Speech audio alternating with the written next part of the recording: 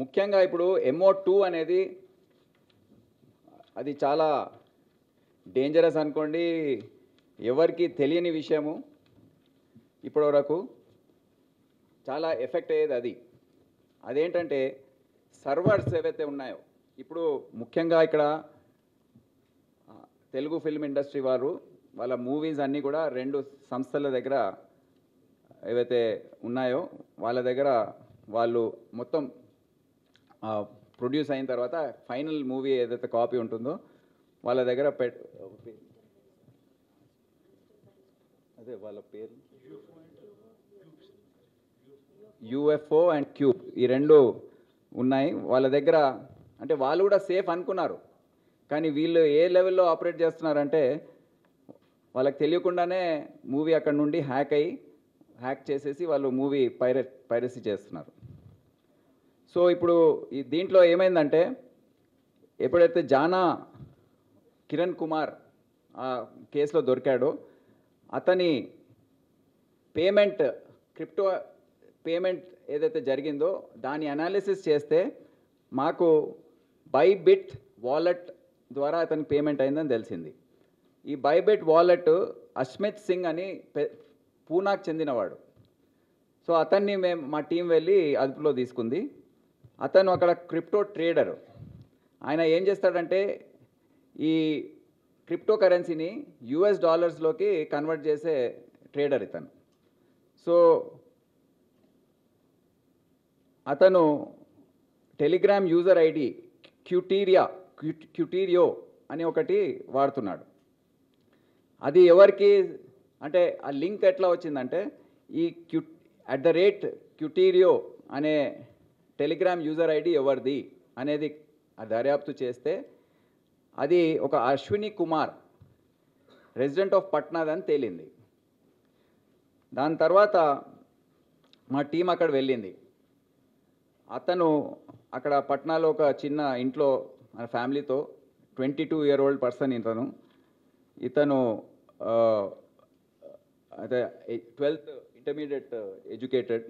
కానీ అతని కెపాసిటీ చూస్తే మనం ఎవరైనా ఆశ్చర్యపోతాం. అతన్ని అదుపులో తీసుకోవడం జరిగింది. కానీ అతను ఎన్ని జాగ్రత్తలు అంటే, ఇంటి చుట్టూ 22 కెమెరాలు పెట్టాడు, మా CCTVs పెట్టి మా టీం వెళ్తూ ఉంటే మొత్తం అతన్ని అట్లా అనుమానం వచ్చి ఆయన ఫోన్లో ఉన్న డేటా అంతా కూడా వైపౌట్ చేశాడు. కానీ లక్కీలీ ఈ హార్డ్ డిస్క్ చేయలేకపోయాడు మేము ఎంటర్ కాకముందు, మా టీం ఎంటర్ కాకముందు. దాంట్లో దొరికిన వివరాలు ఇవి. ఇంకా ఫోన్లో ఉంటే ఫోన్ వివరాలు దొరికితే ఇంకా ఏం జరిగేదో మాకు తెలియదు. అంటే ఇంకా వివరాలు ఇంకా విప్లవాత్మకమైన వివరాలు మాకు తెలిసేది. కానీ దీంతోనే మాకు మొత్తం ఈ కుట్ర అంతా అర్థమైంది. అతను డిజిటల్ ఇండియా మొత్తం, ఈ 2 ఇక్కడే కాదు మొత్తం భారతదేశంలో డిజిటల్ మీడియా హౌసెస్ సర్వర్స్ని హ్యాక్ చేసే సత్తా అతనికి ఉంది. చాలా కాంప్లికేటెడ్ ప్రాసెస్, కానీ అతను దాంట్లో నైపుణ్యం అనేది తెచ్చుకున్నాడు. అది HD మూవీస్ హ్యాక్ చేసి ట్రాన్స్ఫర్ చేసుకున్న తర్వాత అతనికి డెడికేటెడ్ టెలిగ్రామ్ ఛానల్ ద్వారా అది పంపించడము, $800 పర్ మూవీ బిట్కాయిన్లో అతనికి పేమెంట్ జరిగేది. ఇప్పటి వరకు 120 HD మూవీస్ని అతను డైరెక్ట్గా సర్వర్స్ నుండి హ్యాక్ చేసి ఒక $1 lakh వరకు సంపాదించాడు. అతని దగ్గర సీజ్ చేసిన మెటీరియల్ అంతా మీరు చూస్తున్నారు, హార్డ్ డిస్క్లు ఇవన్నీ కూడా. ఇంకో ఆశ్చర్యం కలిగించే విషయం ఏంటంటే, ఈ డౌన్లోడ్ చేయడానికి హై బ్యాండ్విడ్త్ కావాలి, ఇంటర్నెట్ స్పీడ్ కావాలి. 200 Mbps స్పీడ్ కనెక్షన్ అక్కడ పెట్టుకున్నాడు ఇంట్లో. So Python and Java scripts వాడుతూ coding of software Python has been used by the accused for injecting into the server. ఈ 2 Java and Python scripts inject చేసి సర్వర్లోకి ఖాళీ Linux అని, backtrack 5 అని, APK ఫైల్స్ ఇవన్నీ కూడా అతను ఈ మెటీరియల్స్ టూల్స్ వాడుతూ ఈ విధంగా సర్వర్స్లోకి ఎంటర్ అయిపోతున్నాడు. మూవీసే కాదు, అన్ని గవర్నమెంట్ వెబ్సైట్స్ కూడా ఇతను హ్యాక్ చేశాడు.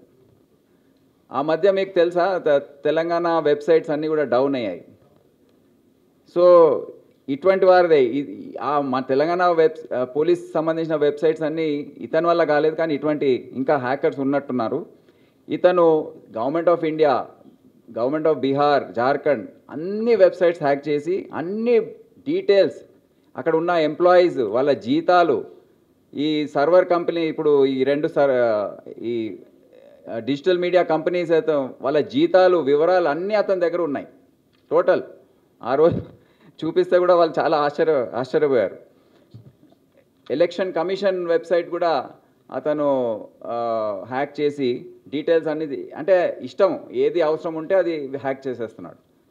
So private sector and commercial data, movie distributors data, e commerce platforms data, insurance service providers, Airtel, Jio, Vodafone, ఇవన్నీ కూడా అతను హ్యాక్ చేసే సత్తా అతనికి ఉంది.